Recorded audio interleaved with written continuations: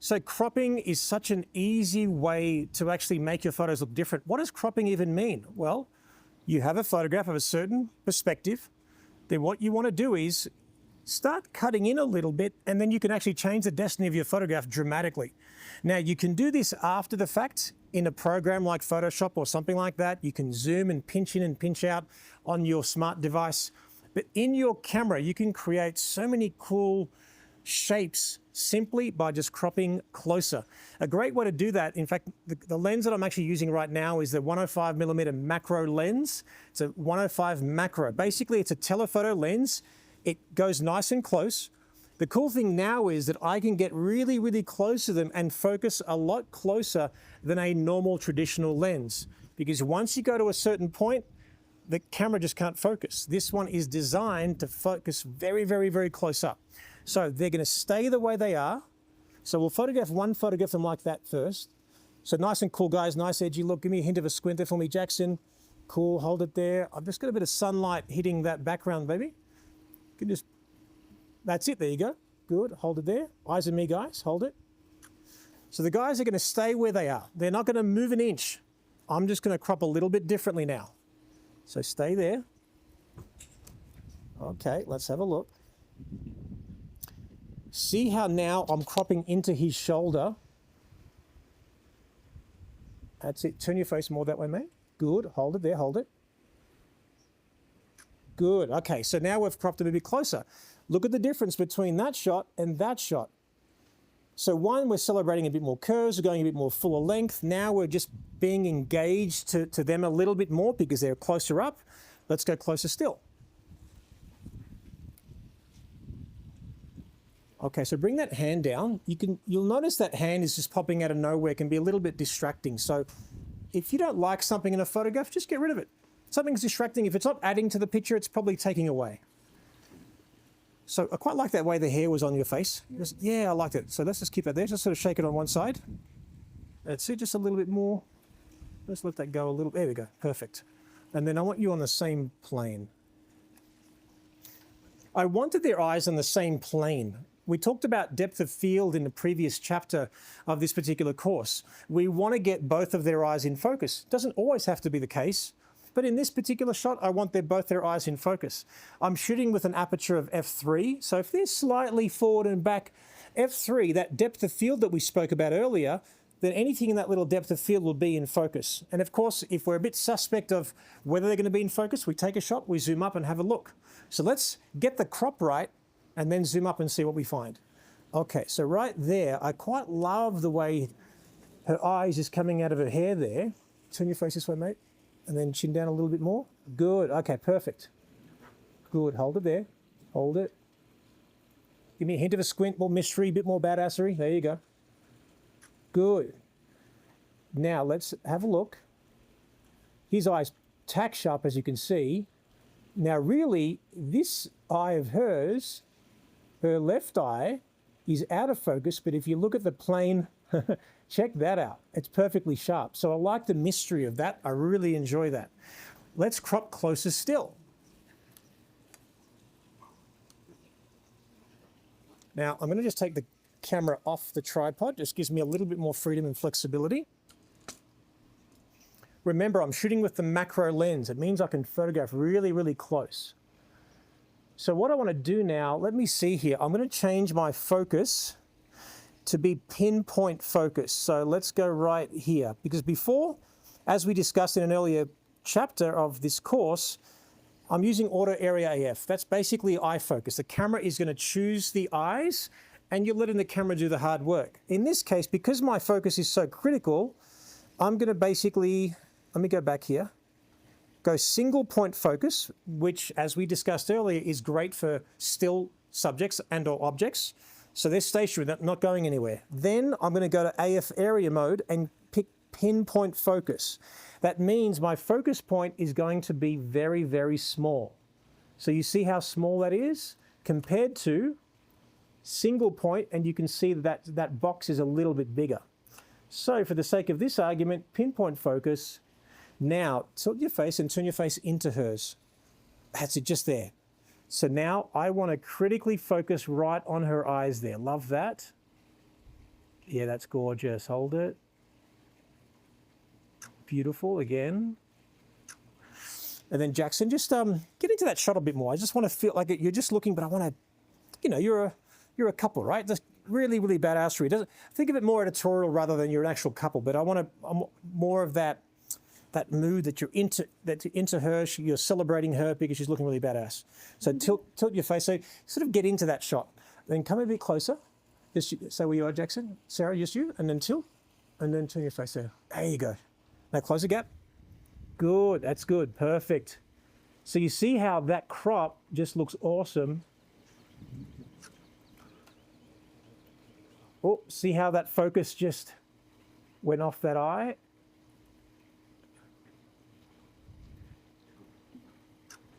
Oh, blink, one more. Waiting for that wind to go over the other eye, hold it there. Actually, I want more of that other eye, so let me keep on going. Hang in there, guys. Perfect. Look at the difference between all of those shots. We've got super close up. We've got slightly further out, further out, further out. Makes a massive difference to your photographs. So remember, cropping can be a very, very powerful tool.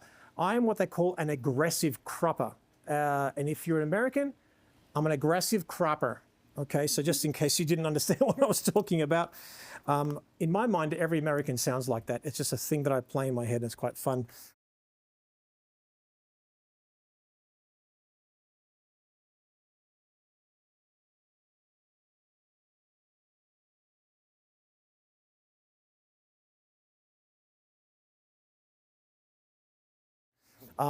Let me have a look here. While we're here, Sarah, stay where you are. Jackson, take a break. And I'm just going to do a couple more crops with you as well. Okay, so let's do this. I want you to bring this shoulder, turn your lazy Susan this way, bring the shoulder in, and then chin to the shoulder. That's it, and turn. That's it, and bring that shoulder right up. There you go, perfect. Yes, love that.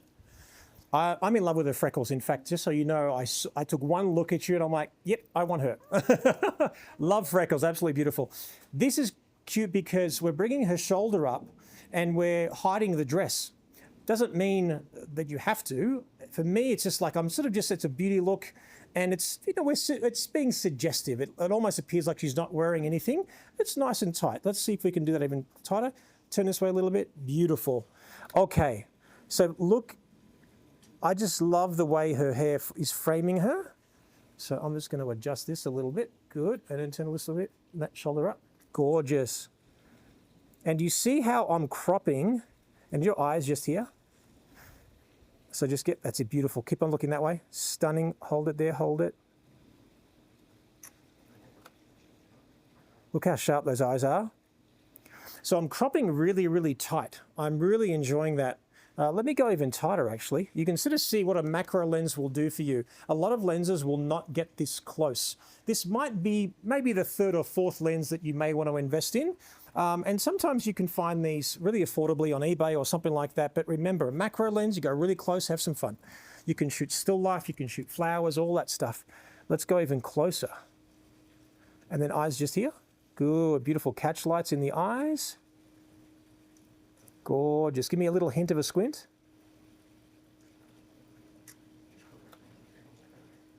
I mean, that's insane. Like, it's just such an easy way to create impact in a photograph. You'll often find on social media, on something like Instagram, your eye will be attracted to those close-up photographs. When a human is really small in a photograph, it gets a little bit boring. But what makes you stop when you're thumbing images on social media is close-up photographs, this beautiful connection between the eyes and the photographer as well. Also, right now, I mean, look at this. Watch what we'll do now. Love this. Let's just go here to single point focus. Remember, she's hardly moved at all. We're just simply changing the direction. Look at my hand. That's it, just eyes there. Beautiful. Little hint of a squint again. Yeah, it's just beautiful. Okay, perfect. Now let's get Jackson in for a couple of shots and do a couple of cool things with him as well, just by using cropping. Let's do it.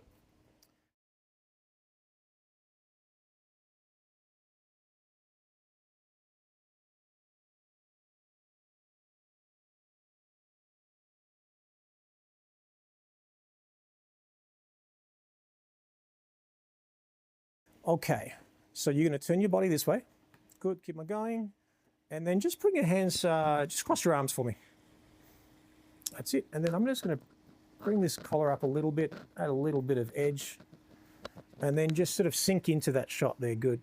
Turn this way, and then lean forward a bit. Good. Now, you might look at him now, you might feel like he just looks awkward because he's hunching down a little bit. Just remember, I'm cropping that awkwardness out. When you get him to lean forward a little bit, remember we're emphasizing the chest and the shoulders and the arms. If we come out a bit too much, this happens. So we're just doing this, and let's just crop him in certain ways here. Okay, let's have a look. Let's get back to order area AF, which, as we said, means that the camera will pick the eye and focus accordingly. Okay, let's do that. Good. Now let's photograph him horizontally, like this. Now we're going to have negative space in front of you. We're cropping a little bit differently, so turn this way, just there. Good. Good, hold it there. Eyes over here. Give me a hint of a squint. Badassery again. That's good. Hold it. Good. Now let me go really close to him. Again, I love cropping half faces.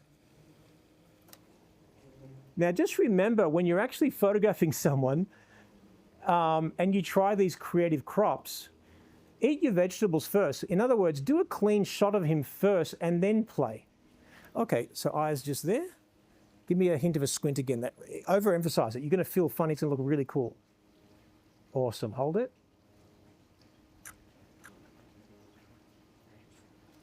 Yes. So check that out. We've got that crop, that one, negative space in front of someone. Negative space in front of someone, think of it's more inviting. When you have negative space behind someone, there's just a little bit more mystery to it, just a bit more tension. So it depends on what you're trying to say. But look at all the shots that we've taken of Jackson there. Just different ways. Cropping can be a very, very powerful tool. So remember, do a safe shot, take a bit of a risk, and see what you get.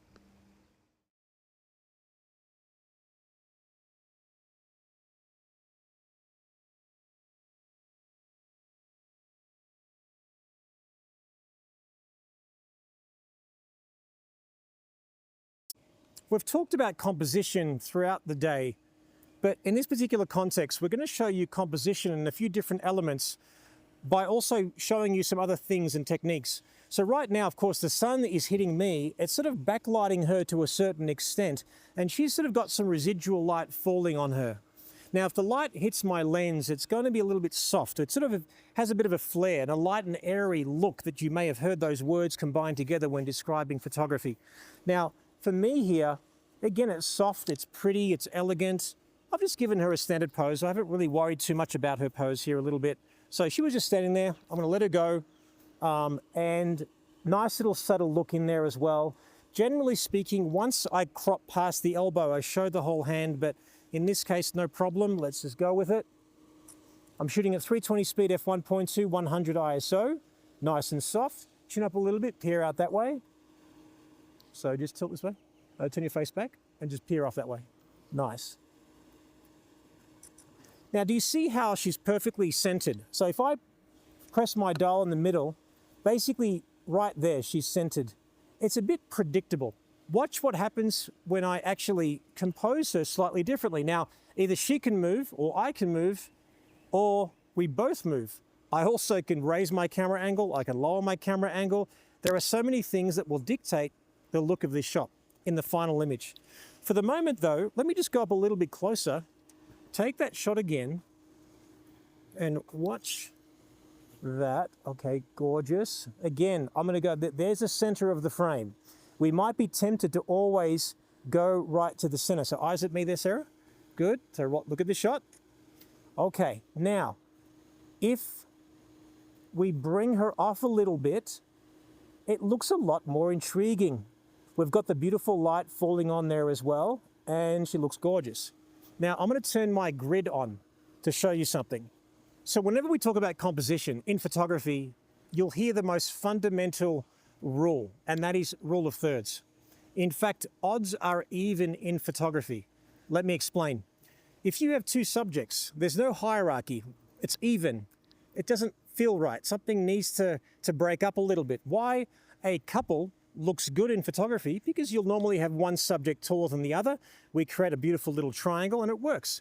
So triangles are very pleasing to the eye when we talk about composition. Leading lines, triangles, colors, any texture, all these things can work really well. But one of the most fundamental things that you can learn in photography is the rule of thirds.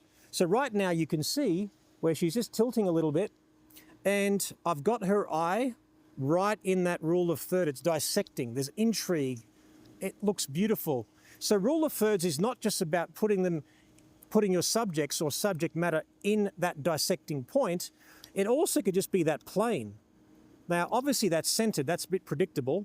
Now, you could also do it this way. Let's do it this way, right like this. Let me just let the camera do the focusing for me. And on continuous, beautiful, hold it there. So like I said, anywhere on that plane is going to work. If I lift the camera up a little bit and go here, of course, in this particular context, we've got too much negative space above her. There's not enough space below her, and it's a little bit weird. If I was going to shoot vertically, well, watch what happens now. Obviously, there's too much negative space beyond her. What I'll do right now is, this time, I'll just get you to turn completely that way, and then hang your face down a little bit there. Good, this way. Yep. And you can see that now I have her eye right at that dissecting point. And like I said, I can switch to the other side and do the same thing. And I can do this. Now, this is not really a golden rule per se. Think of it as a common denominator. Rather than always going center, and that's really predictable, just bring her off center a little bit. Very intriguing. Top this way. Eyes off this way. Now, if you want to create some tension, let's say, for example, you've watched a horror movie and you see all this negative space and the person is in the center. It's like the world is crashing down on that particular human. It's suffocating. That's a great way of doing it. Also, if you want to make someone look heroic, like an athlete or a sports person, you're photographing your college senior child who's about to go off to college and is on a full scholarship with football. You can get them to stand like this, holding the football, for example, and then you're from a lower angle, making them look very, very heroic. So cropping and composition, there is so much to it. All I say is practice. Don't overthink it. Just take the center composition away. Don't always do that. Play with negative space, left and right, forward and back. Play with perspective, as in where the camera is relationship to the subject, and you'll find that you'll create some different looks. So don't be too influenced by everyone and everything you see. If a photo makes you feel something emotionally, you might save it to your favorites, screen grab it, put it in your favorites on your social media platform. Go back to it and say, well, why did that make you feel a certain way? It could have been the lighting, the posing, the negative space, whatever it might be. But that's where I like to gain inspiration amongst movies, music videos, and all those different things. But play with your composition as such an easy way to separate yourself from everybody else.